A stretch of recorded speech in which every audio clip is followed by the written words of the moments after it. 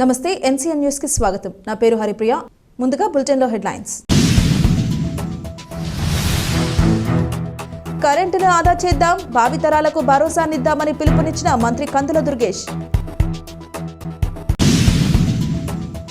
విద్యుత్ విలువైందని దానిని వృధా కాకుండా కాపాడుకుందామని రాష్ట్ర పర్యాటక సాంస్కృతిక సినిమాటోగ్రఫీ శాఖ మంత్రి కందుల దుర్గేష్ వెల్లడించారు.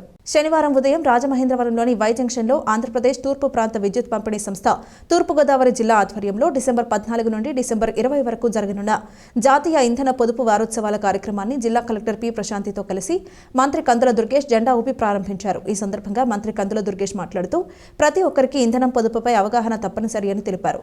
సాంప్రదాయ బల్బుల స్థానంలో ఎల్ఈడీ బల్బులను వాడదామని, తద్వారా 60% పైగా విద్యుత్ ఆదా చేద్దామని పిలుపునిచ్చారు. నేటి సత్సంకల్పమే రేపటి వెలుగుల సాకారమని అన్నారు. విద్యుత్ పొదుపుతో ఇంధనం ఆదా చేయవచ్చని సూచించారు. అంతేకాక కరెంటును ఆదా చేస్తే భావితరాలకు భరోసానిచ్చిన వారమవుతామని తెలిపారు. భవిష్యత్తు అవసరాలను దృష్టిలో ఉంచుకుని విద్యుత్ను పొదుపుగా వినియోగించాలని మంత్రి కందుల దుర్గేష్ సూచించారు.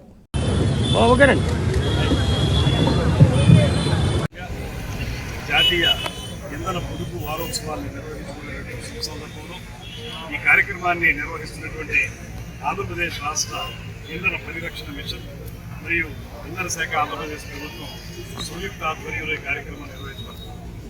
ముఖ్యంగా ఇంధన పొదుపు అనేటువంటిది ఇవాళ మనకున్నటువంటి అవసరాలను దృష్టిలో పెట్టుకుంటే చాలా అవసరమైనటువంటిది. ముఖ్యంగా మనం ఎలక్ట్రిసిటీ విషయంలో కానీ, ఉప్పు వాడకంలో కానీ, అదేవిధంగా డీజిల్, పెట్రోల్ లాంటి ఇంధనాల విషయంలో కానీ మనం ఆల్టర్నేటివ్ రిసోర్సెస్కి వెళ్ళకపోతే, వాటిని పొదుపు చేసుకోకపోతే, ఒక పక్కన మనకి అవి ఎక్కువగా ఉపయోగంలోకి రావనేటువంటిది, ఎక్కువ కాలం ఉండవనేటువంటి మాటతో పాటు పర్యావరణానికి విఘాత కలిగించేటువంటి అవకాశం కూడా జరిగింది. కార్బన్ డైఆక్సైడ్ బాగా రిలీజ్ కావడం వల్ల అవి వాడడంతో అందుకే ఇవాళ మన అందరం ఒక పక్కన ఇంధన పొదుపు చేస్తూనే మరొక పక్కన రెన్యూవబుల్ ఎనర్జీస్ని డెవలప్ చేసుకోవాలి. అందులో ముఖ్యంగా సోలార్ ఎనర్జీని ఉపయోగించుకోవాలనేటువంటి మాట మనం ప్రత్యేకంగా చెప్తూ, ప్రతి చోట కూడా ఈ సోలార్ ఎనర్జీని ఉపయోగించుకునేలాగా ప్రతి ఇంట్లోనూ కూడా ఆ రకమైనటువంటి ఆలోచన చేయాలని, తద్వారా ఇంధనాన్ని పొదుపు చేయాలని, సోలార్ ఎనర్జీ ద్వారా మనం ఎలక్ట్రిసిటీ వాడకాన్ని తగ్గించే విధంగా కార్యక్రమాన్ని నిర్వహించుకోవాలనేటువంటి మాటతోటి మన రాష్ట్ర వ్యాప్తంగానే కాకుండా భారతదేశ వ్యాప్తంగా జరుగుతుంది. ముఖ్యంగా ముఖ్యమంత్రి గారు గడిచిన 2-3 రోజులుగా కలెక్టర్లతోనూ మంత్రులతో చేసినటువంటి కార్యక్రమాల్లో స్పష్టంగా ఆయన చెప్పింది గ్రీన్ ఎనర్జీ గురించి.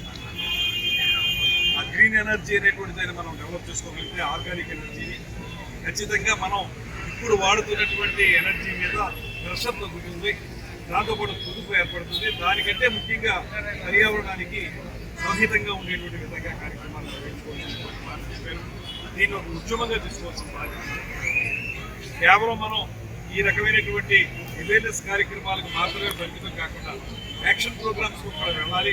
అది ఎలా అంటే ప్రతి హౌస్ హోల్డ్ కూడా ఖచ్చితంగా వాళ్ళ ఇంట్లో ఈ సోలార్ ఘర్ అనేటువంటి మాట ఏదైతే చెప్తున్నారో ఆ సోలార్ ఘర్ ప్రతి ఇంటిని కూడా సౌరశక్తి ద్వారా ఉపయోగించుకునేటువంటి విధానంలోకి వెళ్ళి, అదేవిధంగా రెన్యూవబుల్ ఎనర్జీస్ మీద ఆధారపడితే వీటి మీద ప్రెషర్ దొరుకుతుంది. అదేవిధంగా మనకి పొదుపు కూడా ఏర్పడుతుంది. కనుక వీటి మీద ప్రజల్ని అప్రమత్తం చేయడం, రాబోయే రోజుల్లో మనం పొదుపు చేసుకోకపోతే ఎంత నష్టపోతామో వారికి తెలియజెప్పడం, ఈ అంశాల మీద వారిని అందరినీ కూడా మోటివేట్ చేయాల్సిన అవసరం ఉంది.